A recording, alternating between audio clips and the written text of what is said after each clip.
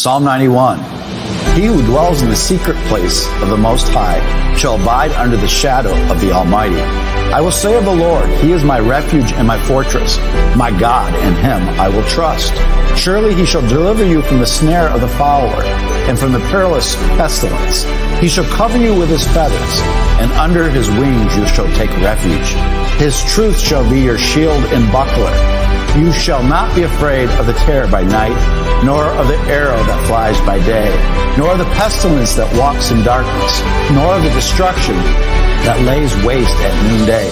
1,000 may fall at your side, and 10,000 at your right hand, but it shall not come near you. Only with your eyes shall you look and see the reward of the wicked. Because you have made the Lord, who is my refuge, even the Most High, your dwelling place. No evil shall befall you, nor shall any plague come near you, your dwelling. For He shall give His angels charge over you, to keep you in all your ways. In their hands they shall bear you up, lest you dash your foot against a stone. You shall tread upon the lion and the cobra, the young lion and the serpent you shall trample underfoot. Because He has set His love upon me, therefore I will deliver him. I will set him on high, because he has known my name. He shall call upon me, and I will answer him. I will be with him in trouble. I will deliver him and honor him. With long life I will satisfy him and show him my salvation.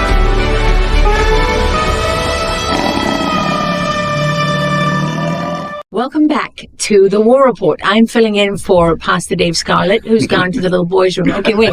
No, you're back. I'm back. Okay, he came back, but I said I'm not giving up the seat. You know why?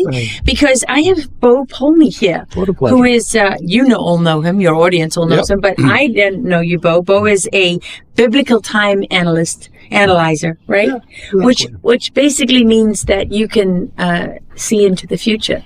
Time points.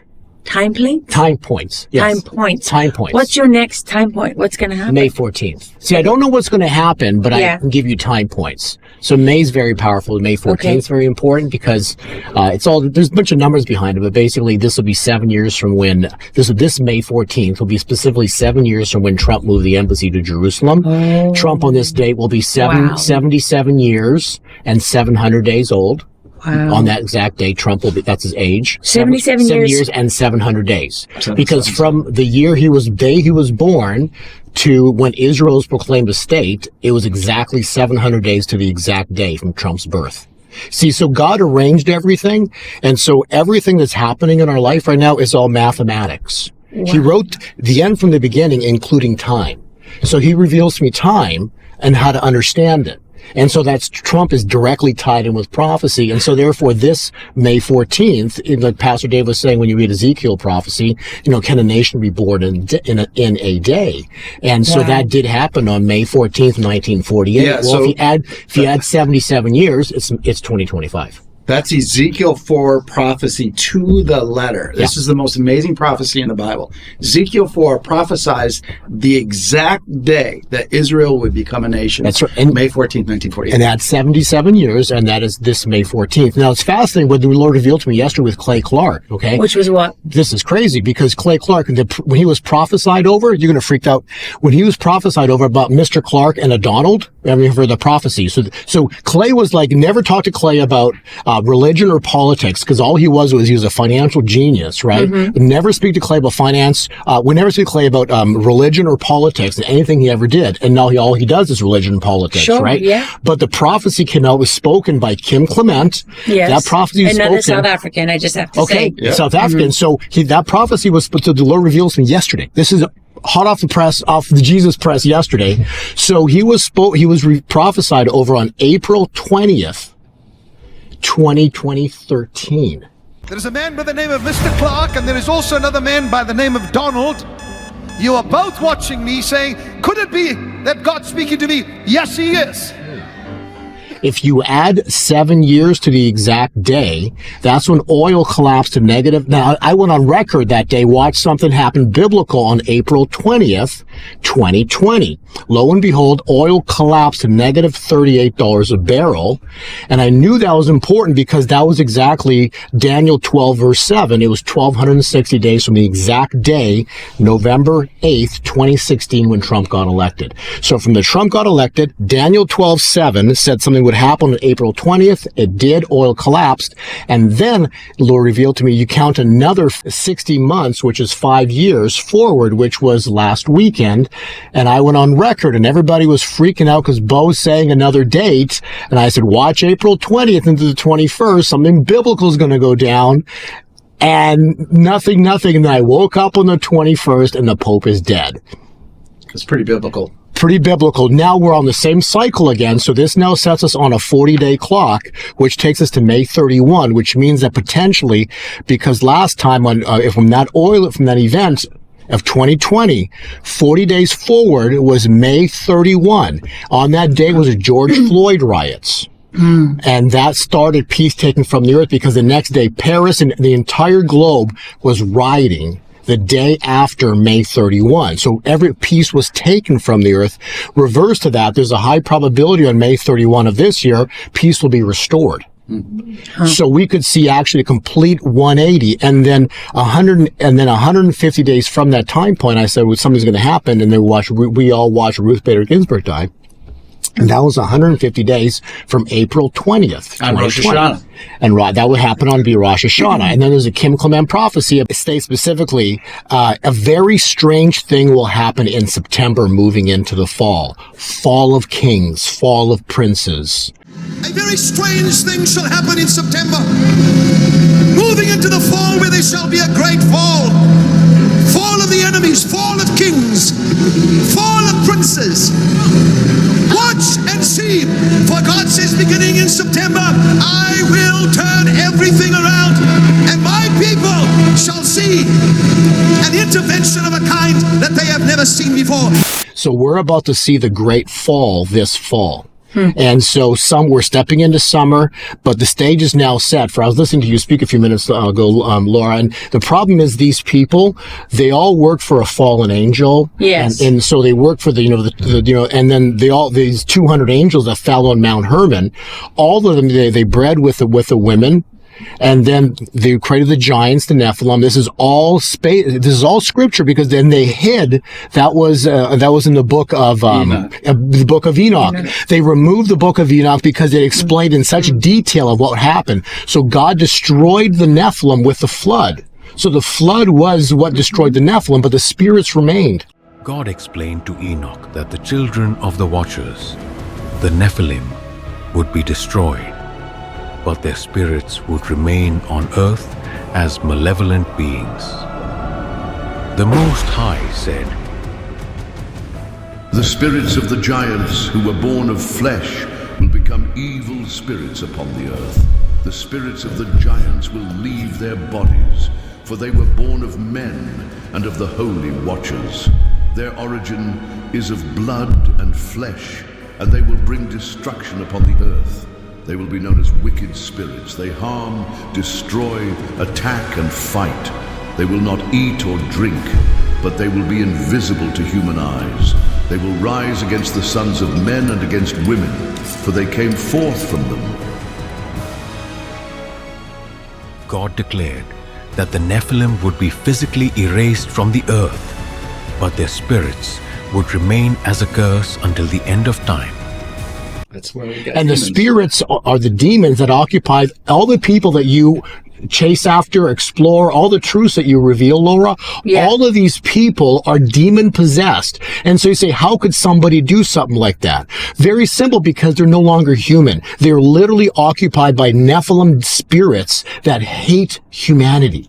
They hate with such passion that they will do the grossest and the most disgusting things you can ever imagine. But that's what they were doing in the time of old. That's when the giants roamed the earth. No different. So now these Nephilim spirits, and so long story short, nothing's gonna ever stop these people, because they're the prince of the air. They've been around for 6,000 years. They control everything. So what must happen is God's got to show up. Now, this is not the return of Christ, but the glory, his glory. Mm-hmm. The glory is going to come upon the earth. And this is Psalms 37, verse 10. It says specifically, in a little while, the wicked shall be no more. Though you look for them, they will not be found. So we're about to see the great and terrible day, written in Joel 2. Joel 2. Yeah, Joel 2 verse 31, the great and terrible day of the Lord. So what the Lord revealed was on the 20th of April last week, that was the great shaking. But we haven't seen the great and terrible day of the Lord yet, and that's coming. So we're going to have a day where we wake up and millions will be gone. Really? Yeah. But God will not reveal that, because this will be like the strike at the Red Sea. And so at the Red Sea, if God revealed one thing about what he was going to do with the Red Sea, Pharaoh would not have went in. And then so this is the setup of 2,000 years. So we're about to see this is going to be the year of Jubilee, and God's about to strike like you can't even imagine. But it all steps into this 4th of July. So I believe it'll happen before the 4th of July, because 4th of July, America is reborn. So the calculation from the Declaration of Independence is 248 years, which ends on the 3rd of July. So we're about to see the rebirthing of America, because evil gets fully exposed. Everything you've been fighting for, Laura, is about to be exposed. But millions die. The enemies of God. Understand? So these are people that will never, so the ones that are about to be removed from this earth, biblically, are the ones like in the time of Pharaoh, no matter, they dug in their heels and they would never go back to God. Like Pharaoh would never turn. After 10 plagues, he still refused. And so God's got to step in, and he's going to make a way. Because he's the way maker, miracle worker, promise keeper. So everything happening between today and into the 4th of July is going to be truly incredible, because then the Kim Clement prophecy states, strange July, because America will have fallen. Wow. And so this is the collapse of the dollar. What do you think May 14th is going to bring? That's a question that we're all going to have to see. You know, we don't know. I don't know. Think? I don't know either, but God always works significant on his 7 Hebrew calendars, and especially Ezekiel 4 prophecy, the day that Israel became a nation. We've seen many things in our lifetime. Israel becoming a nation, that people said that would never happen again. The currency in Israel is being used again. It was 1982. They're speaking Hebrew. They weren't speaking Hebrew at the time of Christ. And I think the biggest one is June 6, 1967, where the whole city of Jerusalem was brought back together for the first time in history. So you were mentioned in the break, you have in your office for such a time as this. We've all been called for such a time as this. A great revival. This is it, and that's actually written in Numbers 14:21. 14:21 is 4:21. It says, "The glory, my glory shall fill the earth." So the glory is about to come onto the earth in ways that's going to be signs, miracles, and wonders, which is written in Joel 2, which talks about your sons and daughters will prophesy, old men will dream dreams, young men will see visions. So this is we're here for the Great Awakening. This is, when we do the Reawaken tour, was a great reset versus the Great Awakening. Yes. See, the Great Reset's their plan. Their plan is to destroy and bring on a one world government. Right. But God puts in a window of time, and this goes into a royal wedding, because if you study Hebrew scriptures, the groom shows up, he picks out the bride, and then he leaves. Christ leaves. And then before the wedding, he sends blessings to the bride to be, and then he shows up for the royal wedding. So we're stepping into the greatest revival in human history, which is coupled with the greatest wealth transfer in human history. And that's why we're seeing precious metals start to go up. But they're fighting tooth and nail to not let gold and silver explode, but gold and silver is about to explode. So we could see at this May 14th date the first explosion. They're going to try to bring it back down, and then we're going to see just go nuts. It's going to go crazy. So the end of the Fed, the end of the IRS. Yes. Yes. End of fiat currency. Yes. Yeah. Well, not fiat currency. No, the dollar will be devalued by 30%. Yeah, but it'll be backed by gold. No. Trump is going to bring back the Treasury notes. So there'll be two currencies in the United States. There'll be the Federal Reserve. I call it the SHIT dollar. Let's call it the trash dollar. And then there'll be the Treasury note backed by gold. So there'll be two currencies in the U.S. Okay, well, you made this easy for me. I didn't have to do very much work. And you obviously were onto something. That's why you called this His Glory TV, because you've been waiting for this. Oh, he was. Yeah. He's been waiting for this for a while. In Leviticus 25, the year of Jubilee. Lara's going to end us in the manna of the day. You don't have to hear my voice. You can hear Lara's voice for the manna of the day. Okay, so this is John chapter 9, verses 1 to 7, the New King James Version. As he passed by, he saw a man blind from birth, and his disciples asked him, Rabbi, who sinned, this man or his parents, that he was born blind? Jesus answered, It was not that this man sinned, or his parents, but that the works of God might be displayed in him. We must work the works of him who sent me while it is day. Night is coming, when no one can work. As long as I am in the world, I am the light of the world.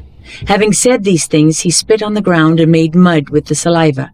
Then he anointed the man's eyes with the mud and said to him, Go wash in the pool of Siloam, which means sent. So he went and washed and came back seeing. Jesus was walking with his disciples when they noticed a man who they knew was born blind. They asked Jesus a genuine question, wondering about the cause of his blindness, assuming that it was a consequence of sin. Jesus explained that the man's blindness was not a result of either his own sin or his parents, but rather it was so that the works of God might be displayed in him. This was the exact moment that was appointed by God for this man to encounter Jesus, who healed him in a unique way. With his own saliva and dirt from the ground they stood on, Jesus made some mud and anointed the man's eyes with it. He then told him to wash in the pool of Siloam. The man did exactly as Jesus said, and by faith, and he was healed. Because of Jesus, the blind man went from living in darkness to seeing the light for the first time, testifying that Jesus truly is the light of the world. The light of the world. Amen. Amen.